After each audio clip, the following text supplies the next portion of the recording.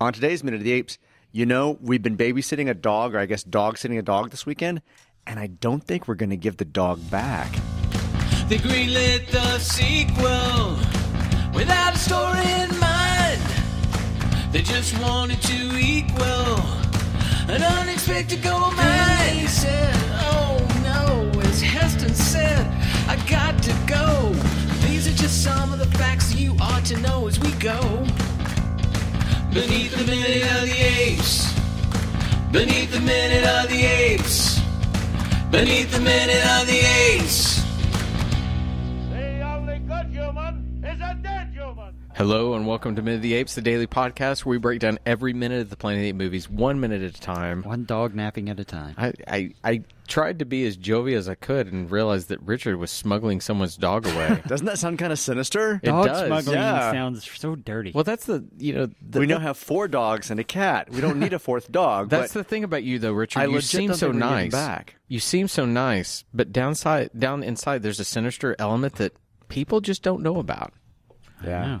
Is that what? If you're a ginger, you can be sinister and still be sweet? Well, We're they all have no villains. souls. We're all so villains. There you go. Syndrome, Incredibles. Okay, yeah, All well, hang villains. on. But Richie Cunningham, was he the villain of Happy Days? Oh, yeah, he murdered them all. Did you remember that? Didn't he have an older brother that just disappeared one time? Yeah. Whoa. Yeah, see? Come on. Okay, minute 53. Sean, tell us what's going on. All right, we're starting minute 53 with Brent heading into a mysterious tunnel and ends with the camera pushing in on Brent and Nova as they Come out of stare a at something mysterious we tunnel. Don't see. Yeah, basically, it's tunnel time. Okay, here's your warning again. There's a lot of silence. There's not a lot, but here it goes.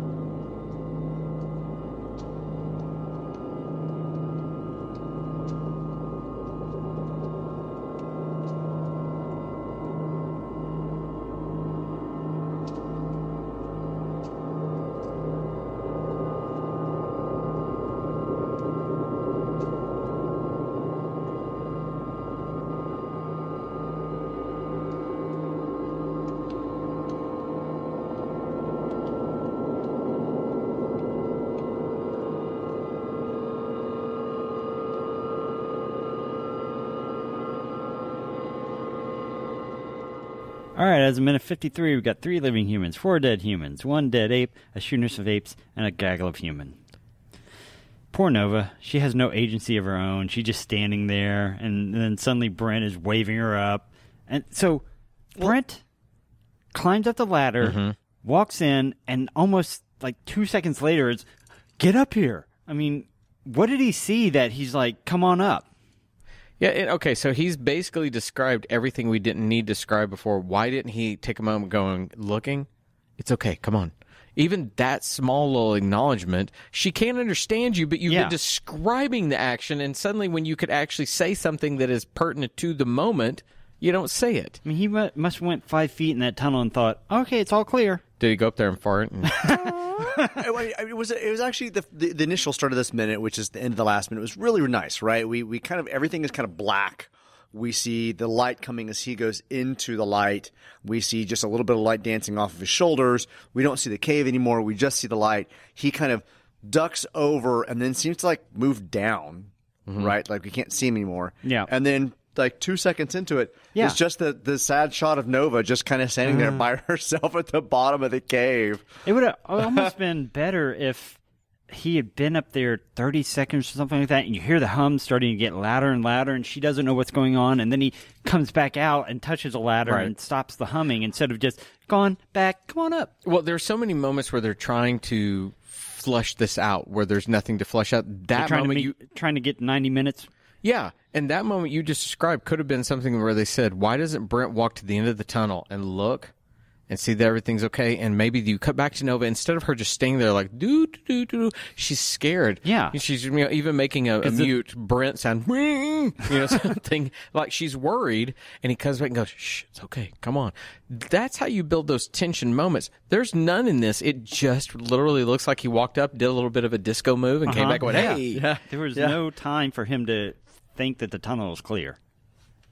Now, this is also where I thought, Sean, this is This where I is had what we were talking about earlier, I think on Monday, about the bad matte painting of the tunnel. So we're going to get to that, but right. before this is also where I actually had the note. Whoever did the sound insertion had a good time. He's touching Turning things them off and boop, on. Boop, boop, boop. You know, every time he touches anything, it's Mute on, mute on, mute on. Yay! But to this point, so we now are in the tube.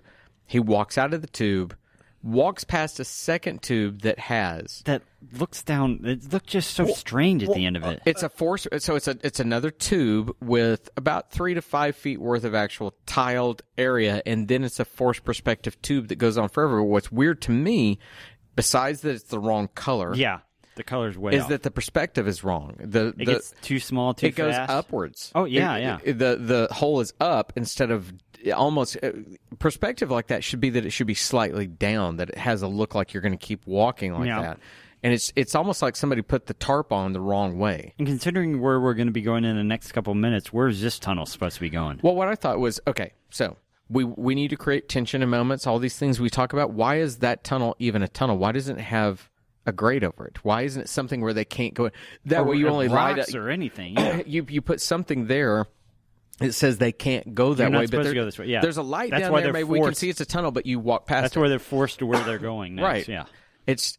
It's such an obvious, let's put another tunnel here. I just don't understand why, besides the fact that Brent looks and goes, oh, wait, that's just a fake backdrop. We can't go that Considering way. where we're going to be going, where would that tunnel have taken them? I don't know. And why did they choose to ignore it other than that it's not plot. real? Then plot, yeah. Right. Richard looks like he has something to say. Are you watching the moment? Yeah, I'm just kind of looking. I'm looking at the how pristine the tiled tunnel is. It's got concrete surfaces. It's got two somewhat smaller tiled signs on either side that have arrows on them. I'm not sure if that's a directional something, whether that's modern or not modern. I can't tell whether that's supposed to be crafted from this era or what earlier. those symbols mean or whatever. Yeah. I mean the tunnels themselves aren't necessarily alien in origin. They look like they could belong to a water treatment facility or a nuclear power plant. They look unnatural. They look unusual given the decay of the subway. From what you read in the script earlier, these are supposed to be vents. These are very strange vents. Okay, so I'm glad you brought up those vents again, because when I watched it without ever having heard this was a vent, I thought, what are these tunnels doing with a subway? This makes no sense. Usually, if you're going to see some kind of tunnel around a subway, they're going to be a typical kind of square rectangular type thing. The die-hard tunnels? Yeah, and then have pipes and whatnot running above it that are taking water waste or whatever it might be away, something like that. That's what you would expect. These look more like a water treatment type area where these were water would go through it instead of air. Yeah, air or water or something would move through them. Exactly. This is to push something through. Again, there's this really unique sign that's got kind of an up arrow and a side bracket on it that I don't know what that means. Yeah. I don't know what that would have meant. To me, I mean, because I'm assuming that these tunnels were built back whenever there was Earth that we knew. Right. So I don't know. Why are the signs themselves somewhat foreign alien to us, unless it's a sign of... So they come out of the one on the left, they walk by the one on a center one, and then they come to the one on the far right, which is the one they're about to go down, and there's something unusual at the end of it that just looks like more rock or more cliff. Right. At first I was confused by what that was.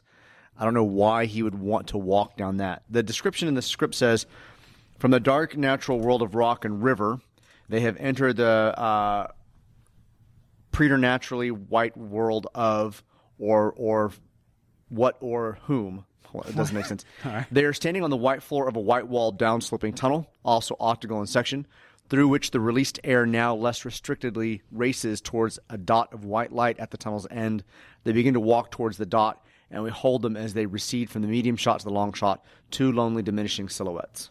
And I have to say, being a cisgender white male, she has some swing in her hips when she's walking down that tunnel. And that's the first time I've ever noticed that. Is it really? Because back when we were in Zara and Cornelius' little house, she kind of comes in and her hips are... It really put me in the mind was...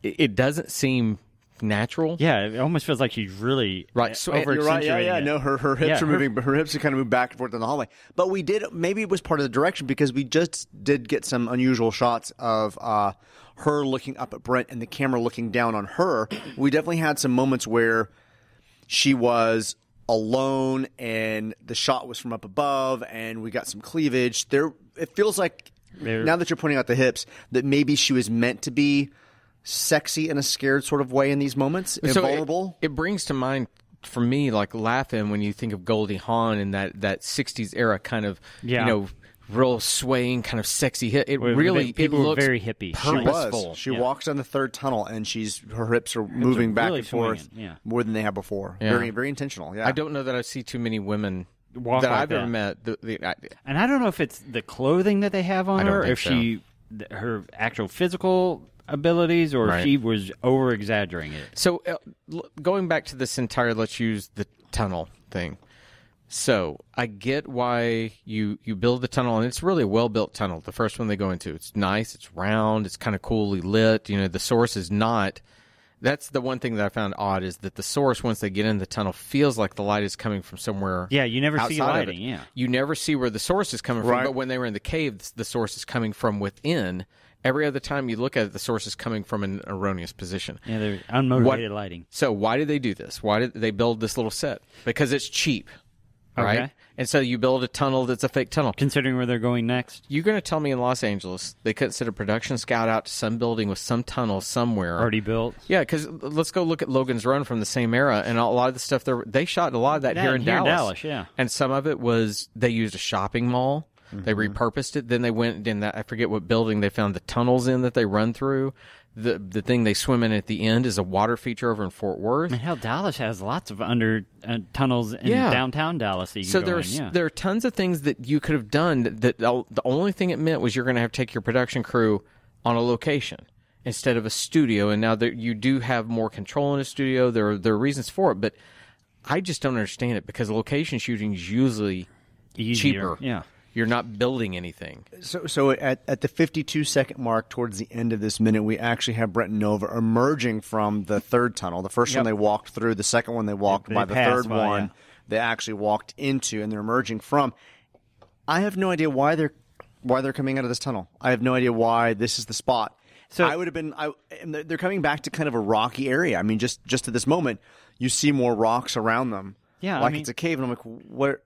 Why? So we went from a shitty location that's the subway to this meticulous Pristine. tunnel to another tunnel that we don't know where that goes to another shitty location. So who put this all together to go from shit to shit? And why? I'm just waiting for all your beeps on that too. I I don't beep. Oh no bleeping shits. Which, by the way, we had discussed putting a poll out there. out? My wife said no. She wants the bleep to stay because she thinks that's one of the most charming things about it is when the monkey bleep comes in and covers you and I. All right. So as they emerge from the tunnel at 55, 56, we definitely see there was a lot more wind moving at this moment. Yeah. So I guess that was supposed to be an indication that they're following the source of the wind. Maybe. Maybe. But once again, they step out and we don't get the answer in this moment. We get an unnecessary zoom again. We never are told what that wind is, where it's coming from. It could have been a fan at the end of these tunnels. It could have been anything. If I see a fan turning, that's modern machinery. I would have been interesting. I would have liked to have known what was in the tunnels a little bit more rather than emerging. Now we're going to get to the next minute, and it's going to make us forget that we were just ever in those tunnels. Yeah. Right. But for this, just if we're looking at this 1 minute, those three tunnels served no apparent purpose. Yeah. The purpose they served is they gave a change of scenery. They added complexity to what is available. They did not make sense. They did not drive the story, but they gave a change of scenery. True. That's about it. True, yeah. God, that's minute 53. Let's not go any further on tunnel talk. Yeah. Well, they're emerging from the tunnel. So we're ending this minute with them kind of coming up. The camera kind of pushes in on them. And Brent and Nova are looking around. She's looking around like looking around. He's looking around in awe. I think the next minute will tell us why he's in awe. All right, tunnel talk is done for the day. All right. Tunnel talk. Ding, ding, ding. We found the episode name for yes, this one. tunnel talk. All right, that's minute 53. We'll be back for minute 54 tomorrow. I'm Todd, Rashawn, and Richard. Bye, everyone. Bye. Bye, everybody. Beneath the minute of the apes. Beneath the minute of the apes. Beneath the minute of the apes. The only good human is a dead human.